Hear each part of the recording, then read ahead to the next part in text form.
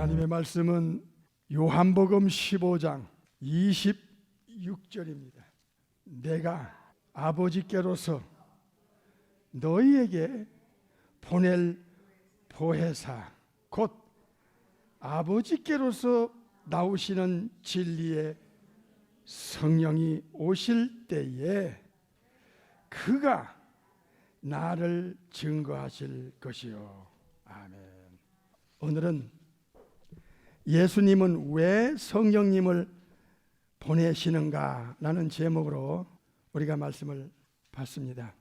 우리는 두 분의 보혜사를 모시고 사는 특권을 가진 자들입니다. 예수님을 믿는 사람들은 첫째로 하나님 아버지 우편에 계신 예수님이 보혜사가 되십니다. 보혜사를 다른 말로 따라합시다. 대언자. 원문은 똑같아요. 대언자란 단어나 보혜사란 단어나 어드보켓을 말합니다. 파라크리토스. 눈으로 확인하겠습니다. 요한일서 2장 1절 2절. 나의 자녀들아 내가 이것을 너에게 쓰면 너희로 죄를 범치 않게 하려 함이라. 만일 누가 죄를 범하면 아버지 앞에서 우리에게 누가 나와요? 파라크리토스가 나옵니다. 어드보켓이 나와요. 이게 예수님께서 성령님에게 붙이신 칭호인 보혜사입니다. 이게 원문이 같아요. 대언자 즉 보혜사가 계시니 곧 의로우신 누구예요? 예수 그리스도시라. 2절 예수님은 우리 죄를 위한 화목 제물이니 아버지와 예수님 사이에 화목하게 만드는 제물이었어요. 십자가 위에서 예수님은 네 가지의 제물 사역을 한 몸에 한 방에 해결하셨는데 하나는 화목 제물입니다. 하나님과 우리 사이의 모든 죄를 뽑아내서 처리해버리면 하나님과 우리 사이의 왼수 관계가 화목 관계로 바꿔지거든요. 두 번째로 대속물입니다. 세 번째로는 속건 제물입니다. 이사야 53장에 나와요. 네 번째는 유월절 희생양입니다.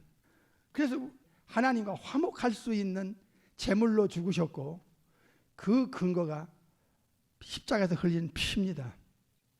그 피를 가지시고 우리가 죄 질 때마다 예수님을 믿고 난 후에도 티끌만한 죄를 안 짓고 천사처럼 거룩한 천사처럼 사는 사람이 없기 때문에 과거에 진 모든 죄는 예수님의 십자가에서 죄를 가져간 것을 받아들이고 그 피로 철저하게 회개한 사람에 한해서 성령으로 거듭날 때 과거의 죄는 없어져요. 처리가 됩니다. 완전하게. 그러나 죽을 때까지 예수님 안에 있으면서도 이런 죄 저런 죄 하나님의 뜻에 어그리고 영광 가리고 또 말씀을 따라 살지 못하고 불순종하고 불충성한 여러 가지 성경에 나온 그런 말씀들을 어겼을 때 생각으로 마음으로 눈으로 혀입술로 말 손발 행위로 본이든 본이 아니든 이 죄를 하나님 앞에서 처리해 주시는 이 역할 중에 하나가 변호의 역할이에요. 또 하나는 사탄은 예수님을 믿고 거듭난 하나님의 자녀들에게 끊임없이 하나님 앞에 고발을 합니다. 고소를 해요. 이것 보통 일이 아닙니다. 죄질 때마다 밤낮으로 참소하는 이게 계시록에 나오죠. 이 고소 고발을 하나님 앞에서 예수님께서 이 보혜사 역할, 대언자 역할, 파라크리토스 역할을 철저하게 완벽하게 해냄으로써 사탄의 고발과 고소를 무기력하게 만들고 우리를 완전하게 보호해서 변호해 주시는 역할을 지금 천국에서 하나님 우편에 하고 계세요. 이 대언자 즉 보혜사란 두 번째 사역은 중재 역할입니다. 미디에이터 역할을 하는 거예요. 하나님과 구원받은 백성들 사이에 예수님께서 보혜사 되신 예수님께서 중재 역할을 해요. 우리 편에서 아버지 앞에 나가지고 우리 편을 위해서 아버지 편에 나갑니다. 또 우리에게는 아버지 편에서 우리에게 주님은 양쪽을 하나님의 자녀로서의 그 온전한 자리까지 갈 수 있도록 중재 역할을 해요. 이 보통 특권 아닙니다. 그렇기 때문에 오늘 죽더라도 예수님의 십자가의 공로로 예수님의 이 보혜사 역할, 대언자 역할을 해주시기 때문에 본천당의 아버지 앞에까지 갈 수 있는 거예요. 세 번째는 위로자입니다. 네 번째는 보호자입니다. 다섯 번째는 모든 그 인생의 문제, 영육간의 문제를 상담해 주는 카운셀러 역할을 해주십니다. 그래서 기도할 때마다, 말씀을 들을 때마다, 말씀을 묵상할 때마다 신기하지요. 그 말씀을 가지고 우리의 길을 안내해 주세요. 이것이 보혜사 역할입니다. 요한일서 2장 1절에 나오는 대언자란 단어가 예수님께서 성령의 하나님에게 붙였던 그 칭호 보혜사란 단어와 원문이 똑같습니다. 그래서 여기 아버지 앞에서 예수 믿는 주의 백성들, 예수님의 택한 양들을 위하여 죄 문제를 처리해 주는, 죄를 위해 쉬지 않고 일하시는, 너희가 만일 죄를 범하면 아버지 앞에서 대언자, 보혜사, 파라클레토스, 어드보켓이 계시니 곧 의로우신 예수님이시다. 이게 예수님을 진짜 알아가는 우리들에게는 엄청난 특권이자 영원한 보장을 줄 수 있는 주님의 사역이에요. 우리가 어떤 면에서는 날마다 아버지 뜻을 따라 산다고 하지만 아버지 뜻을 거스르는 게 더 많을 거예요. 얼마나 우리가 영적으로 게으르고 나태합니까? 말씀을 들은 만큼 지키지도 못하고 또 내 뜻을 하나님과 예수님 뜻보다 먼저 앞세우고 하나님께서 죄라고 여기는 모든 것을 우리도 모르고 모르는 사이에 짓고 알고도 짓고 하는 그 죄 문제를 철저하게 처리해 주실 수 있도록 하나님 우편에 가서 쉬지 않고 우리를 위해서 지금도 대언자, 보혜사, 변호자, 중재자, 위로자, 보호해 주시는 분이 예수님이세요. 그 단어와 원문이 똑같은 단어를 예수님이 지금 본문에 쓰셨어요. 다시 보겠습니다. 15장 26절. 내가 아버지께로서 너에게 보낼 누구? 보혜사 나오지요. 곧 파라클레토스가 나옵니다. 아버지께로서 나오시는 진리의 성령님이 나왔어요. 아하. 예수님께서는 내가 천국 가는 것이 너희에게 엄청난 유익이 있다. 우리 예수님이 천국을 가시면 예수님을 믿고 따르는 택한 양들에게 천국의 처소를 예비하시잖아요. 천국 가시는 게 우리에게는 엄청난 유익이에요. 게다가 상급멸령한 영광 부상 다 천국에서 준비할 거 아니겠습니까? 보혜사 되신 예수님께서. 그리고 천국에 도착하면 도착했다는 증거로 천국에 계시는 성부 아버지와 함께 계시는 성령의 하나님을 우리에게 보내주신다는 거예요. 그래서 예수님은 천국에 가시는 것이 너에게는 엄청나게 유익이라는 거야. 왜냐? 우리에게는 두 보혜사 이후의 하나님, 삼위의 성령의 하나님을 우리가 모시고 있고 또 엄청난 보호를 받고 특권을 받고 있어요. 천국에서는 아버지 앞에서 예수님이 보혜사 되시고 변호, 위로, 그 다음에 중재 역할을 해주시고 게다가 예수님께서 아버지와 함께 계시는 성령의 하나님을 예수 믿는 자 속에 직접 보내주시면 조건입니다. 예수님이 아버지께 보혜사 성령님을 구해서 구한다는 단어는 to ask를 말합니다. 요구해서 예수님께서 요구하시기 때문에 아버지가 성령의 하나님을 보내세요. 요구하시는 예수님이 아니시면 성령님이 오시질 않습니다. 예수님이 요구해서 아버지께 요구하시면 아버지가 예수님의 요구를 받으셔서 성령님을 보내시는데요. 요한복음 16장 7절에 눈으로 확인하겠습니다. 그러하나 내가 너에게 실상을 말하노니 내가 떠나가는 것이 너에게 무엇입니까? 유익입니다. 내가 떠나가지 아니하면, 예수님이 천국 가지 아니하시면 보혜사가 너에게로 오시지 않을 것이고, 가시면, 천국 가시면 예수님이 보혜사를, 성령님을 너희에게로 보내리니 그랬어요. 첫째로 보혜사를 보내시는데, 요한복음 14장 16절을 가보겠습니다. 내가 아버지께 to ask, 요구하셔서 아버지가 여기서 또 다른 보혜사, 또 다른 보혜사가 성령입니다. 너희에게 주사 영원토록 너희와 함께 있게 하시리니 저는 진리의 영이라 그랬습니다.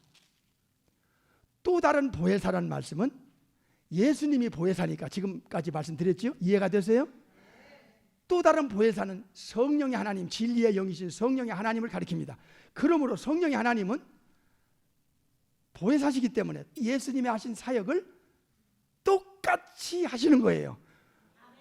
우리 안에서, 예수님의 택한 양들 영혼 안에서 예수님이 하나님 우편에서 하시는 그 보혜사 사역, 대언자 사역과 똑같은 그 사역을 또 다른 보혜사 되시는 진리의 성령께서 예수님을 믿는 택한 예수님의 양들 영혼 속에 들어오셔서 아버지 앞에 변호를 해줘요.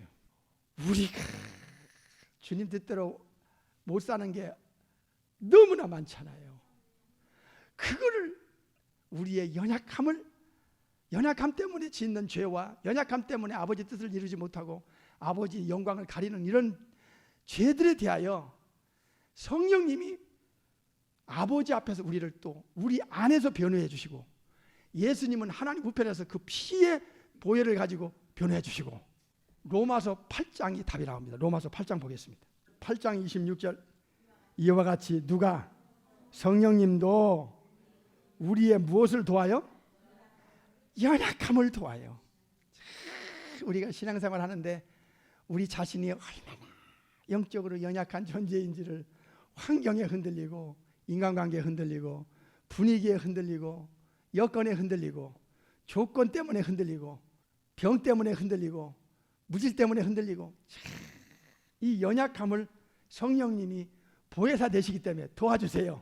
도와주시나니 우리가 마땅히 빌 바를 알지도 못하는 우리들에게 오직 누가, 성령님이 말할 수 없는 탄식을 하시면서 우리를 위하여 친히 간구해 주세요.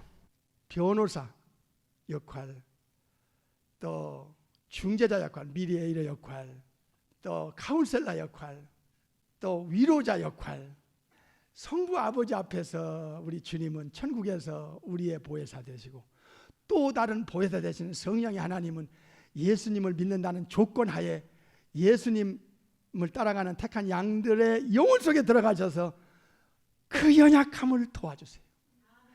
말할 수 없는 우리를 대신해서 탄식하면서 아버지 앞에 변호를 해주는 거야. 이렇게 저렇게. 그래서 예수님은 또 다른 보혜사를 천국에 도착함을 동시에 역할을 싹 바꾸는 거예요. 예수님은 지상 사역을 이제 완성시켰고, 아버지 일을 요한복음 4장에 완성시켰고, 요한복음 6장 38절에서 아버지 뜻을 이루러 오셨는데, 아버지 뜻을 십자가 위에서 목숨과 몸과 영혼을, 목숨은 마가 10장에서, 영혼은 이사야 53장에서, 목숨은 마태 16장에서 다 통째로 들여서 아버지 뜻을 다 이루어 완성시켰습니다. 그리고서 이제 천국에 가서 천상사역, 천국사역이 시작되는데, 그게 대언자, 보혜사, 파라크레토스 역할이었습니다. 그리고 대신 지상에 있는 남겨둔 그 피값으로 산 예수님을 믿고 따르는 양떼들의 영혼 속에 예수님이 성령님을, 보혜사 성령님을 보내시니까 성령의 하나님이 우리 영혼 속에 들어오셔서 예수님이 하시는 그 아버지 앞에서의 그 사역을 똑같이 우리 속에서 우리를 도와주시고 우리를 위하여 우리 연약함을 도와주시는 거예요.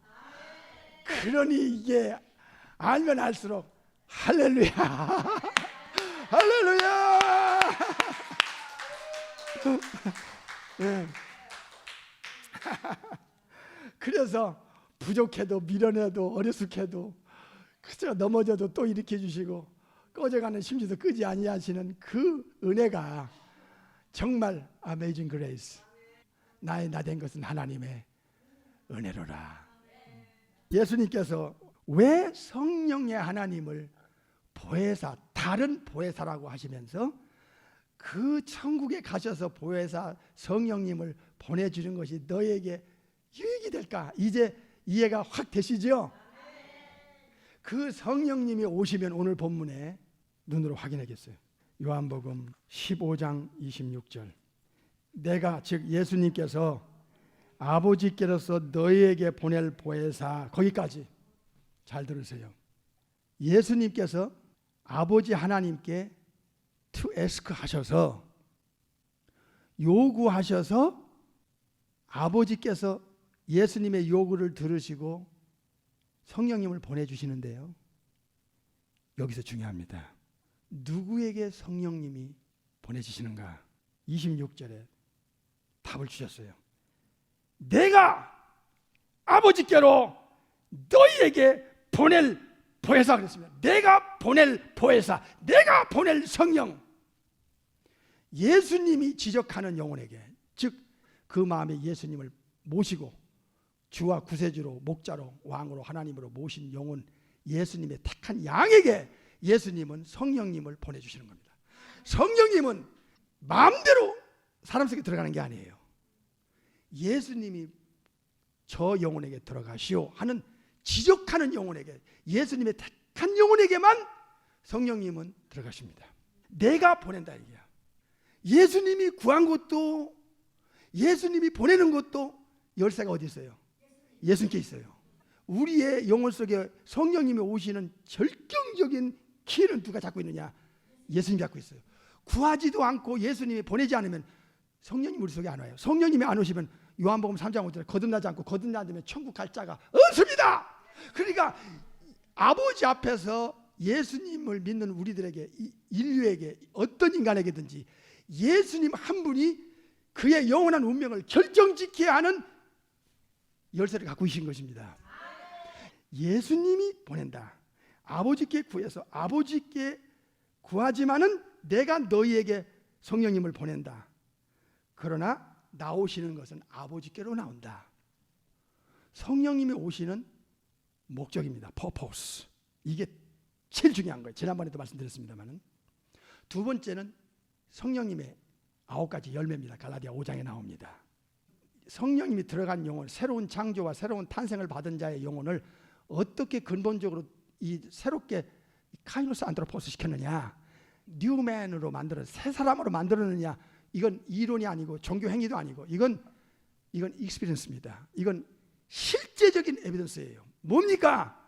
성령님이 들어가서 맺혀주는 삶이 있다는 거예요. 열매가 있다는 거예요. 성령님의 열매를 맺어서 지옥 가는 사람 없어요. 근데 세 번째는 기프트, 은사가 있어요. 은사는 25개에서 한 30개가 되는데 그 전에는 9가지가 나오죠. 고린도전서 12장에는. 그 다음에 이제 에베소를 비롯해서 한 30여 가지가 은사가 있습니다. 은사는 하나님의 구원받은 백성들이 천국을 위해서 일하는 연장입니다. 연장이 없이 어떻게 천국 일꾼이 일을 하고 천국의 군사가 어떻게 영적 전쟁을 하겠어요? 그죠? 은사보다 더 중요한 게 열매입니다. 은사 받고도 지옥 가는 사람 많아요. 귀신 쫓아내는 것도 은사 중에 하나거든요. 고전 12장에. 근데 마태 7장에 보니까 주님이 불법자가 돼서 내치잖아요. 천국 못 가는 거예요. 그건 지옥 가는 거예요. 은사보다 더 중요한 게 열매고, 열매보다 더 중요한 게, 이것을 성도들이 모르면 안 돼요. 여기에 귀먹으면 안 돼요. 이것이 지금 우리의 신앙생활에 심각한 맹점이었어요. 답이 요한복음 16장 14절에 나와요. 보십시다. 오늘은 예수님은 왜 성령님을 보내시는가라는 제목으로 말씀을 받고 있습니다. 요한복음 16장 14절 시작. 그는 성령님을 가리켜요. 13절에 답이 나와요. 그가 누군지 시작. 그러하나 진리의 누가 성령님이 오시면 성령님이 너희를 모든 진리 가운데로 인도하시리니, 그가는 성령님이 자유로 말하지 않아요. 성령님 자신이 마음대로 말하지 않아요. 예수님처럼. 예수님도 아버지 앞에서 그랬잖아요. 그가 즉 성령님이 자유로 말하지 않고 오직 듣는 것을 말하시고 장래를 말하시는데, 14절에 그는 성령님이에요. 성령님이 예수님의 영광을 나타내시리니 예수님 것을 가지고 너희에게 알리시리라. 성령님은 철저하게 예수님의 것을 가지고 와서, 이게 특징이에요. 예수님이 보내서 오셨고, 예수님이 아버지께 구해서 오시고, 예수님이 보냈을 때 암흑의 영혼 속에 들어가시오, 암흑의 영혼 속에 들어가시오 하는, 직접 그 영혼에 들어가시라는 명령을 성령님께 주실 때 성령님은 순종해서 그 영혼 속에 들어가요. 그러니까 예수님의 명령이 없이는, 예수님이 것이 아니면, 예수님이 아버지께 to ask 하지 않으면, 예수님이 보내시는 그 영혼이 아니면 성령님은 절대로 독단적으로 들어가시거나 독단적으로 일하지 않습니다. 이게 성령님의 포지션이에요. 예수님 역시 똑같았어요. 내가 하늘에서 내려온 것은 내 뜻을 행하려 하니 아니다. 철저하게 34년 동안 예수님은 예수님 뜻대로 독단적으로 아버지 없이, 아버지와 상관없이 독단적으로 행한 일이 없었어요. 똑같아요. 성령님도 예수님이 보내시기 때문에 예수님의 것을 가지고 와서 예수님 영광을 드러내요. 그리고 예수님의 것을 가지고 우리에게 알려주세요. 성령님을 알리는 게 아니에요. 그래서 성령님을 hidden God 그래요. 보이지 않으면서도 철저하게 성령님은 자신을 위해서 일하시지 않아요. 예수님을 위해서 일하고 아버지를 위해서 일하는 거예요. 이게 성령님의 특징이에요. 그러니까 성령님의 역사와 사탄, 마귀, 귀신, 악령들의 역사를 여러분이 이쪽 부분에서 정확하게 분별하기를 바랍니다. 예수님께서 말씀하셨어요. 14절 성령님은, 진리의 성령님은 예수님의 영광을 나타낼 것이다. 이게 대단히 중요한 거예요. 우리는 2000년 전에 예수님을 몰랐어요. 2000년 전의 사건이에요. 그리고 인간의 혼의 지성으로는 도저히 설명해도 이해도 안 가고 깨달아지지도 않고 도저히 감이 안 오는 영적인 비밀이 있잖아요. 그 중에 하나가 예수님의 신성, 예수님의 창조주, 전능자, 하나님 되심. 아이자야 9장 6절에 바로 The mighty God, The everlasting Father, The Prince of Peace, 전능하신 하나님, 영존하신 아버지, 평강의 왕이 어떻게 한 아기 아들로 양성을 가지고 이 땅에 태어날 수 있느냐, 천국에서 내려오면서 양성이 될 수, 이거는 인간의 혼의 머리로는 이건 이해할 수가 없어요. 이해한다면 거짓말이야. 그것을 실제로 우리 영혼 속에 들어오셔서 우리 마인드를 바꾸고 우리의 띵킹을 바꾸고 생각과 마음을 바꾸고 지성을 바꿔서 성령의 하나님이 하늘의 지혜와 지식을 넣어줘서 이해할 수 있도록 증거해 주실 때만 예수님의 신성이 이해가 되는 거예요. 이 성령님의 워킹이 여러분의 영혼 속에 없이는 이런 내용은, 이건 이해할 수가 없는 겁니다. 이건 불가능한 일이에요.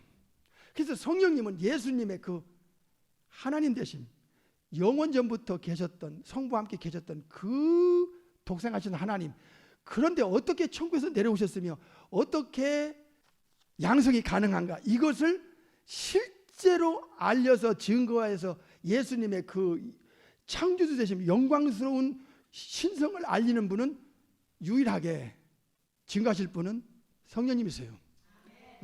15장 26절에 진리의 성령이 오실 때 그가 나를 증거하실 것이다. 이 증거, 말투라고 하는 이 테스티파이는 이건 틀림없는 완전한 증거를 말할 때 말티레오라는 단어를 씁니다. 100% 진실. 성령님이 예수님을 테스티파이 할 것이다. 고전 2장에 성부 아버지의 깊은 것까지도 통달하실 수 있는 그 전지성, 그 전지성이 성자 하나님의 그 깊은 세계와 성자 하나님이 영원 전부터 계시면서 그리고 천지 창조에서부터 함께 하셨으니까, 성령님과 함께 하셨으니까 또 이 땅에서 하신 34년의 모든 삶에 실제적인 합법적인 그 완전한 것을 알고 계시는 분은 성령의 하나님이세요. 그래서 성령의 하나님이 예수님의 탄생에서부터 하나님 우편에 계실 때까지 예수님의 몸 안에서 늘 함께 계셨어요. 성령님이 증거할 수 있는 그 신뢰감, 예수님을 증거하고 완전하게 증거하고 예수님의 영광을 드러내고 예수님의 그 신성을 확실하게 알려줄 수 있는 전지성과 예수님의 모든 삶에 함께 하셨던, 예수님 몸 안에서 함께 하셨던 성령님만이 완전한 증거자가 되실 수 있는 자격이 된다. 마태 4장 1절에 예수께서 성령에게 이끌리어, 마태 12장 28절에 내가 하나님의 성령을 힘입어 귀신을 쫓아내는 것이면 하나님의 나라가 이미 너희에게 임하느니라. 여기서 중요한 키가 하나 있어요. 예수님께서 성령님의 힘입는 이유가 어디 있느냐? 두 가지 이유가 있어요. 첫째로 빌립보서 2장 6절에서 8절까지 보면 예수님은 철저하게 죽기까지 복종해요. 그리고 자기를 낮추고 자기를 비워요. 예수님을. 그래서 신성을 사용하지 않고 성령님께 의탁을 해요. 왜 그러냐? 두 번째 이유는 성령님만이 예수님의 삶 전체에 완전한 증거할 수 있는 자격자가 되기 때문에 그런 거예요. 그래서 보혜사 성령님이 너희들에게 보내면 그 성령님이 너희 속에 들어가서 나를 테스티파이 할 것이다. 성령님이 너희에게 알려줄 거다. 가르칠 거다. 증거시킬 거다. 그 말이에요.